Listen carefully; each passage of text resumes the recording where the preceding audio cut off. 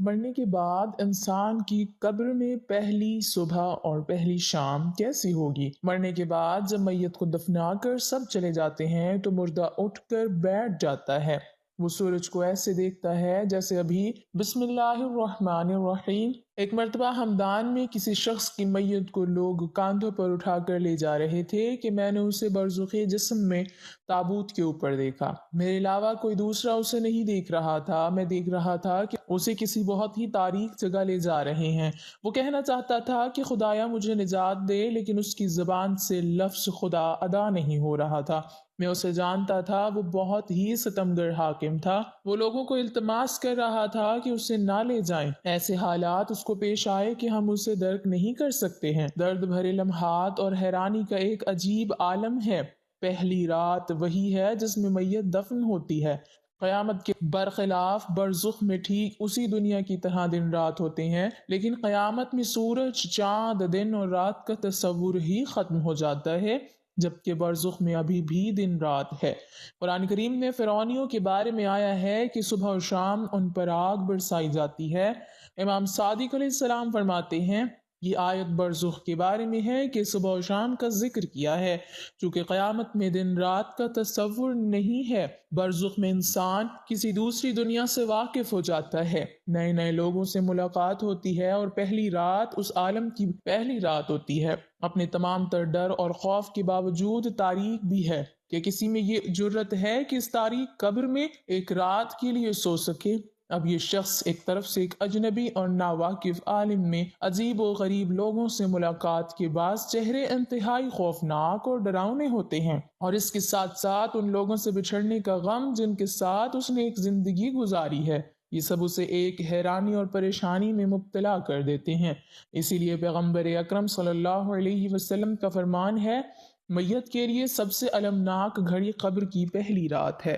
یہ وہی رات ہے جس میں اسے دفن کیا گیا ہے، لیکن ابھی تک اس نے اپنے آپ کو نہیں پایا ہے اور اس تنگ و تاریک جگہ میں رہنا نہیں چاہتا ہے۔ اس میں رہنے سے اسے خوف ہونے لگتا ہے۔ ہاں، اس عالم میں روح کا بدن سے کوئی تعلق نہیں، یعنی روح اب بدن کو کنٹرول نہیں کر سکتی ہے، لیکن ہمیشہ اس سے مانوس رہتی ہے۔ اس لیے جو لوگ قبر پر آتے ہیں، میت ان کی طرف متوجہ ہوتی ہے اور ان سے مانوس ہوتی ہے۔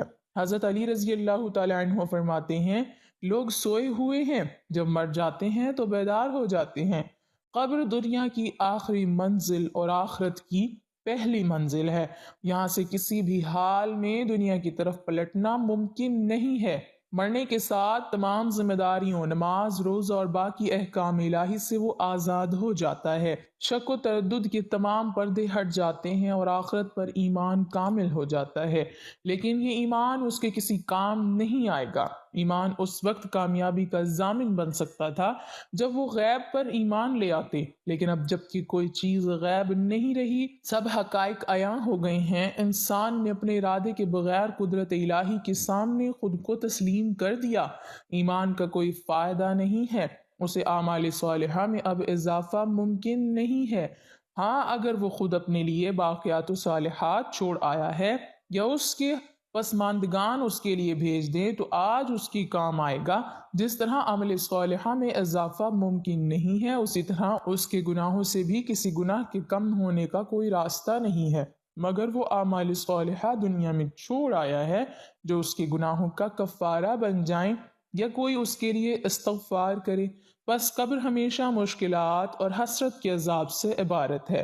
یقین نہ کرنے کی حسرت، ایمان نہ لانے کی حسرت، مواقع اور فرصتوں کو ضائع کرنے کی حسرت، اعمال کو ریاکاری اور دکھاوا کے لیے انجام دینے کی حسرت، اور ہزاروں حسرتیں۔ قبر کی سختیوں سے بچنے کے لیے امام صادق ہر صبح و شام یہ دعا پڑھتے تھے، خدایا میں قبر کی تنگیوں، فشار اور سختیوں کے عذاب سے تیری پناہ مانگتا ہوں۔ جو ہی وہ قبر میں وارد ہوتا ہے، قبر کی پہلی رات کا آغاز ہو جاتا ہے اور ان لمحات کی سختیوں کا تحمل کرنا اس کے لیے سخت ہے۔ دوسری دنیا سے واقف ہونے، سختیوں کو جھیلنے کے لیے خود کو تیار کرنے، نکیر و منکر کے سوالوں کے جواب دینے وغیرہ کے لیے پہلی رات آغاز ہے۔ اس لیے یہ رات اس کے لیے دردناک رات ہے اور کسی کا بھی وہاں سے بھاگنا ممکن نہیں۔ اور اگر اسی مادی دنیا میں اس کی سختیوں اور شدائد سے متعلق اسے علم ہو جائے تو اسی مادی دنیا میں انسان اپنے لیے نجات کا راستہ ڈھونڈ کر ان سختیوں سے بچ سکتا ہے، اور دنیا میں ائمہ معصومین علیہم السلام سے عشق و عقیدت کی وجہ سے قبر میں بھی ان ہستیوں کو اپنی مدد کے لیے بلا سکتا ہے۔ اگرچہ قبر کی پہلی رات بہت ہی سخت، خوفناک اور ڈراؤنی ہے، لیکن مومن کے لیے اللہ کے فرشتوں، اپنے نیک اعمال اور ائمہ معصومین علیہم السلام کی تشریف آوری کی وجہ سے بہت ہی آسانی ہو جائے گی۔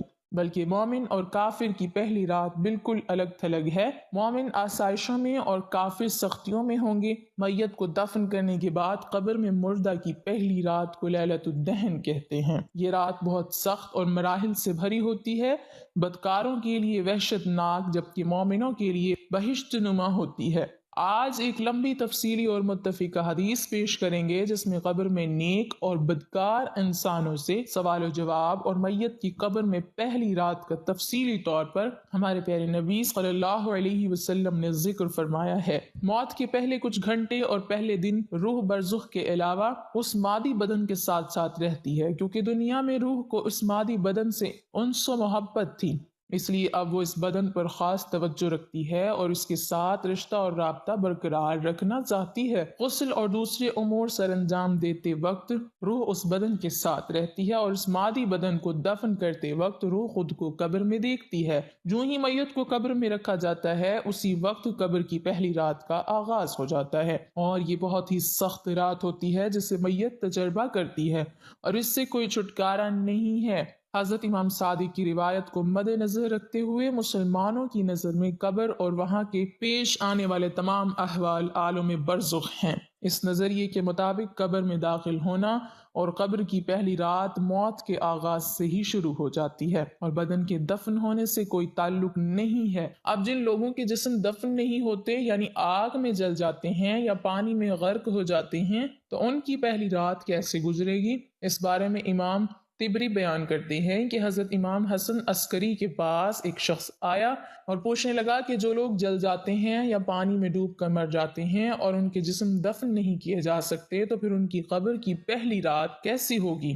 آپ فرمانے لگے، مرنے کے بعد کی حالت کا نام قبر ہے، چاہے مرنے والا جل جائے، دریا میں غرق ہو جائے، کوئی شیر وغیرہ نگل جائے، اس قبر کی کیفیت عذاب و انعام کی کیفیت ہمیں نہیں بتائی گئی ہے، بس جس قدر ہمیں بتایا گیا ہے۔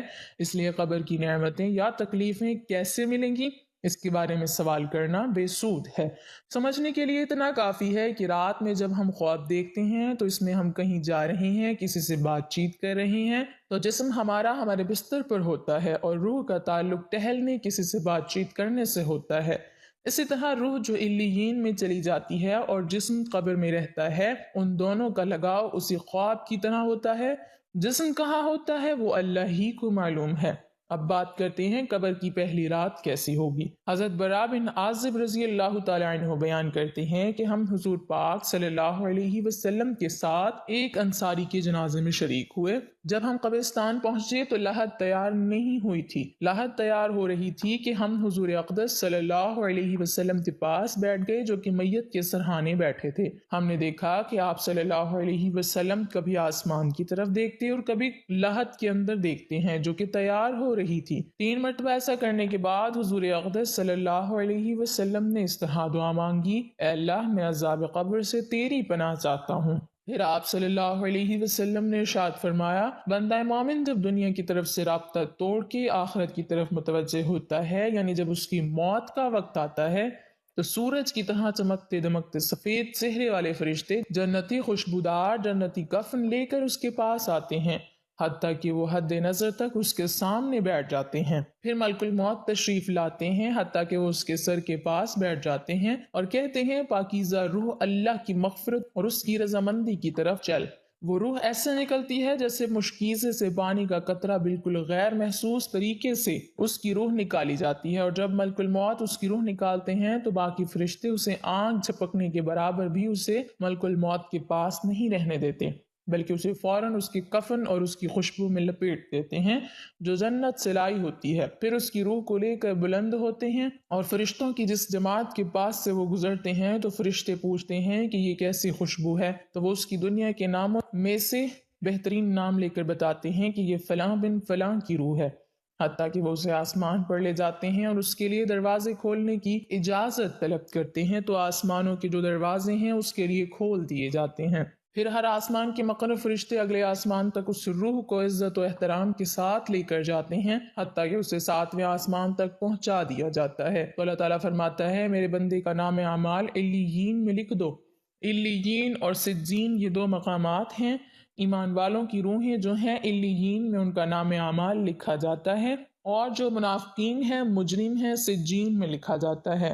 سورۃ مطففین آیت نمبر 83 پارہ نمبر 30 کے اندر، اور اسے واپس دنیا کی طرف لے جاؤ کہ میں نے انہیں اسی دنیا میں پیدا کیا اور اسی میں انہیں لوٹاؤں گا، پھر دوبارہ اسی سے نکالوں گا، پھر اس کی روح اس کے جسم کی طرف لوٹا دی جاتی ہے۔ لیکن یہ لوٹنا دنیا کا لوٹنا نہیں ہوگا، یعنی وہ لوٹنے کے بعد یہ بات نہیں ہے کہ قبر میں بیٹھ جائے گا، ہمیں نظر آئے گا، یہ سب کچھ برزخی معمولات ہوں گے۔ آیت نمبر 42 کے تحت کہ نیند کی حالت میں بھی انسان کی روح قبض ہوتی ہے، لیکن اس کو چٹکی کاٹیں تو وہ جاگ اٹھتا ہے، روح کا تعلق بھی رہتا ہے، اور اس حالت میں بالکل اسی طریقے سے یہ مختلف لائف ہے برزخ کی۔ پھر 2 فرشتے اس کے پاس آتے ہیں جو اس کی قبر میں اسے بٹھا کر پہلا سوال کرتے ہیں کہ تیرا رب کون ہے؟ من ربو کا، وہ کہتا ہے ربی اللہ، میرا رب اللہ ہے۔ دوسرا سوال پوچھتے ہیں تیرا دین کیا ہے؟ ما دینو کا، تیرا دین کیا ہے؟ وہ کہتا ہے میرا دین اسلام ہے۔ پھر پوچھتے ہیں کہ وہ آدمی جو تم نے مبعوث کیے گئے وہ کون ہے؟ تو وہ کہتا ہے کہ وہ اللہ کے رسول محمد صلی اللہ علیہ وسلم ہے۔ اب جب وہ 3 سوالوں کے جواب دیتا ہے تو فرشتے چوتھا سوال اس سے پوچھتے ہیں تمہیں کیسے پتہ چلا ان 3 سوالوں کے جواب تمہیں کیسے آئے؟ وہ کہتا ہے میں نے اللہ کی کتاب پڑھی تھی، میں اس کتاب پر ایمان لایا اور میں نے اس کے حق میں ہونے کی تصدیق کی۔ پھر آسمان سے آواز آتی ہے میرے بندے نے سچ کہا، اس کے لیے جنتی بچھونا بچھا دو، اسے جنتی لباس پہنا دو اور اس کے لیے جنت کی طرف سے دروازہ کھول دو۔ قبر کے اندر ہی جنت کا دروازہ کھل جائے گا، وہاں اسے ہوا کے جھونکے اور خوشبو بھی آتی ہوگی، اور حد نظر اس کی قبر کو کشادہ کر دیا جائے گا۔ خوبصورت چہرہ، لباس اور بہترین خوشبو والا ایک شخص اس کے پاس قبر میں آئے گا اور کہے گا اس چیز سے خوش ہو جا جو چیز تجھے خوش کر دے، یہ وہ دن ہے جس کا تجھ سے وعدہ کیا جاتا تھا۔ وہ شخص پوچھے گا کہ اے شخص تو کون ہے؟ تیرا چہرہ بھلائی لانے والا چہرہ ہے، تو وہ جواب دے گا میں تیرا اعمال صالح ہوں، یعنی نیک اعمال ایک خوبصورت شخص کی شکل میں اس کی قبر میں آئے گا۔ تو پھر وہ شخص کہے گا اے اللہ، اے میرے رب، جلدی کر قیامت قائم فرما دے حتیٰ کہ اپنے اہل و عیال کی طرف چلا جاؤں، یعنی مومن کہے گا اے اللہ جلدی قیامت آئے، مجھے میرے اعمال کا بدلہ ملے، مجھ سے انتظار نہیں ہوتا، فوراً قیامت آ جائے۔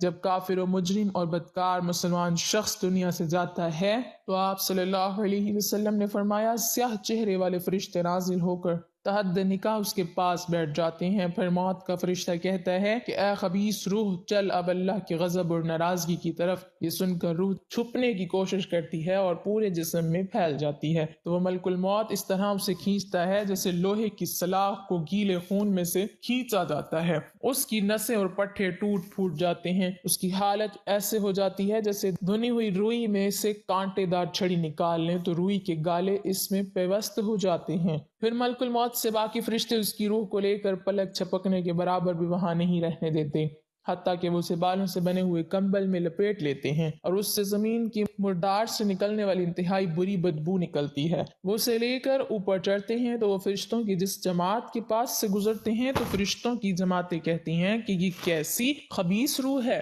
وہ کہتے ہیں یہ فلاں بن فلاں کی روح ہے، اور وہ اس کا دنیا کا انتہائی قبیح نام لے کر بتاتے ہیں، حتیٰ کہ اسے آسمانی دنیا تک لے جایا جاتا ہے۔ اس کے لیے دروازے کھولنے کے لیے درخواست کی جاتی ہے تو آسمان کے دروازے اس کے لیے نہیں کھولے جاتے۔ پھر رسول اللہ صلی اللہ علیہ وسلم نے سورۃ اعراف کی آیت نمبر 40 پڑھی کہ ان کے لیے آسمان کے دروازے نہیں کھولے جائیں گے، وہ جنت میں داخل بھی نہیں ہوں گے حتیٰ کہ اونٹ سوئی کے برابر سوراخ سے گزر جائے گا۔ یہ سورۃ اعراف کی آیت آپ صلی اللہ علیہ وسلم نے پڑھی۔ پھر آپ صلی اللہ علیہ وسلم نے فرمایا کہ اللہ تعالیٰ فرماتا ہے اس خبیث روح کا نام اعمال سب سے نچلی کتاب سجین میں لکھ دو، پھر اس کی روح کو شدت کے ساتھ کھینچا جاتا ہے۔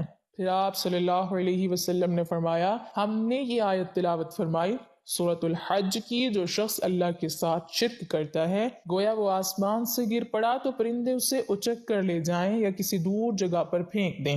حضور صلی اللہ علیہ وسلم نے فرمایا پھر اس کی روح کو وہیں سے نیچے پھینک دیا جاتا ہے اور وہ اپنے جسم میں آ کر گرتی ہے، اور دو فرشتے اس کے پاس آ کر اس سے پوچھتے ہیں کہ تیرا رب کون ہے؟ اب اس سے بھی سوال ہوتا ہے، وہ حیرت زدہ ہو کر کہتا ہے ہائے افسوس، میں نہیں جانتا، میں نہیں جانتا۔ پھر پوچھتے ہیں تیرا دین کیا ہے؟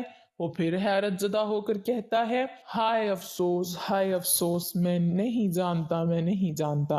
پھر اس سے پوچھتے ہیں کہ جو شخص تم میں مبعوث کیے گئے وہ کون تھے؟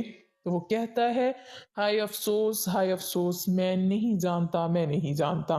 پھر آسمان سے آواز آتی ہے اس نے جھوٹ بولا، اس کے لیے جہنم کا بچھونا بچھا دو۔ اور بخاری میں الفاظ ہیں، اس کے جواب میں فرشتہ پھر اس سے چوتھا سوال کیا کرتے ہیں، اور تو نے خود پڑھ کر سمجھنے کی کوشش کیوں نہیں کی؟ یا جو لوگ سمجھے ہوئے تھے، کتاب و سنت پر چلنے والے لوگ تھے، ان کے ساتھ تو کیوں نہیں چلا؟ اللہ تعالیٰ فرماتا ہے اس کے لیے جہنم میں بچھونا بچھا دو اور جہنم کی طرف ایک دروازہ کھول دو، وہاں سے گرمی اور گرم ہوا اس کی قبر میں آتی رہے گی۔